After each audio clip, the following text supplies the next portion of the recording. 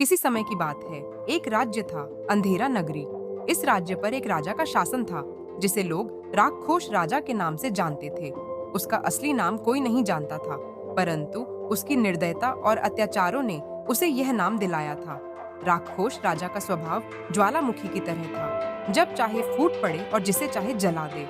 राज्य के लोग उससे डरते थे और उसकी छाया से भी दूर रहने का प्रयास करते थे। राक्षस राजा का सबसे बड़ा नियम था, राजा जो कहे वही कानून है। इस नियम के कारण किसी को भी यह अधिकार नहीं था कि वह राजा के आदेशों पर सवाल उठा सके। जो भी राजा के विरुद्ध बोलता, उसे कठोर दंड दिया जाता। राजा को लोगों को सताने में आनंद आता था। उसने ऐसे कानून बनाए जो गरीबों को और गरीब तथा अमीरों को और अमीर बना देते थे। किसानों को अपनी उपज का आधा भाग कर के रूप में देना पड़ता था। यदि कोई किसान कर नहीं चुका पाता, तो उसे राजा के सैनिक पकड़कर कोड़ों से मारते और फिर उसे कारागार में डाल दिया जाता।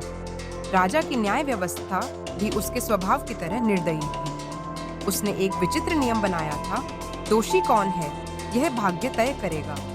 इसके लिए उसने 2 कटोरे रखे थे, एक में सफेद पत्थर और दूसरे में काले पत्थर होते थे। जिसे भी अपराधी ठहराया जाता, उसे इन कटोरों में से एक पत्थर उठाना होता। यदि सफेद पत्थर निकलता तो उसे निर्दोष मान लिया जाता और यदि काला पत्थर निकलता तो उसे मृत्यु दंड दिया जाता। परंतु राजा की धूर्तता यह थी कि वह हर बार दोनों कटोरों में केवल काले पत्थर ही रखवाता, जिससे कोई भी निर्दोष नहीं बच पाता। एक बार एक गरीब महिला ने अपने बीमार बच्चे के लिए महल के बागीचे से एक फल चुरा लिया।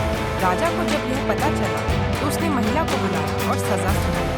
तुझे या तो अपनी आंखों की रोशनी घुमानी होगी या अपने बेटे को महल के गुलाम के रूप में देना होगा। बेचारी माँ के पास कोई चारा नहीं था। उसने अपने बेटे को राजा को सौंप दिया, परंतु राजा ने निर्दयता दिखाते हुए यह भी आदेश दिया कि वह महिला अगले 7 दिनों तक बिना भोजन और पानी के बंदीगृह में रहेगी। राक्षस राजा के अत्याचारों से तंग आकर राज्य के लोग एकत्रित हुए। उन्होंने गुप्त रूप से एक विद्रोह की योजना बनाई। इस विद्रोह का नेतृत्व एक वीर और बुद्धिमान व्यक्ति सूर्यसेन कर रहा था।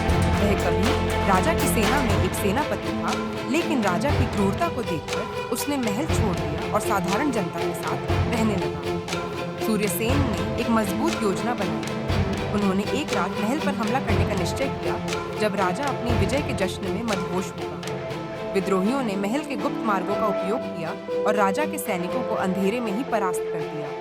राक्षस राजा जब अपने कक्ष में था तो उसे शोर सुनाई दिया।